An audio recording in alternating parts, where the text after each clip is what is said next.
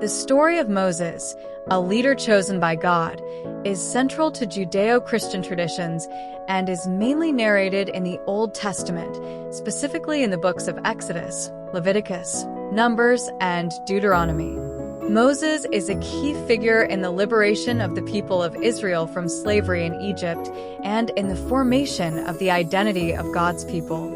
Moses was born at a time when the Israelites were slaves in Egypt, and Pharaoh had ordered that all Hebrew male infants be killed. To save her son, Moses' mother placed him in a basket and set it afloat on the Nile River.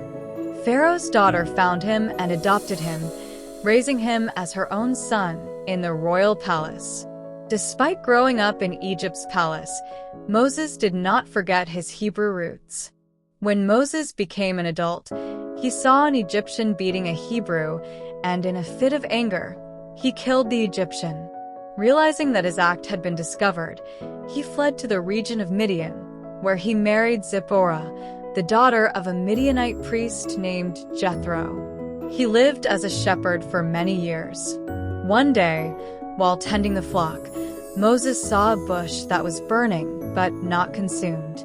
He approached and heard God's voice speaking to him from the bush, revealing that he had been chosen to lead the Israelites out of slavery in Egypt. Moses doubted his ability to lead, but God encouraged him and promised to be with him. God also gave him miraculous signs, such as the ability to turn his staff into a serpent and heal his hand from leprosy. Moses returned to Egypt and presented himself before Pharaoh, demanding the release of the Israelites. Pharaoh refused, leading to a series of plagues sent by God upon Egypt. Each plague increased in severity, from turning water into blood to the death of the Egyptian firstborns. Finally, Pharaoh allowed the Israelites to leave, but then attempted to pursue them, leading to the miracle of the parting of the Red Sea, where the waters parted, allowing the Israelites to escape while the waters returned to their place, drowning the Egyptian army. After their liberation, Moses led the people of Israel through the desert toward the Promised Land. On Mount Sinai, God made a covenant with his people and gave Moses the Ten Commandments, a set of laws that were to guide the Israelites' lives. During this time, Moses also received instructions on building the tabernacle, the place where God was to be worshipped.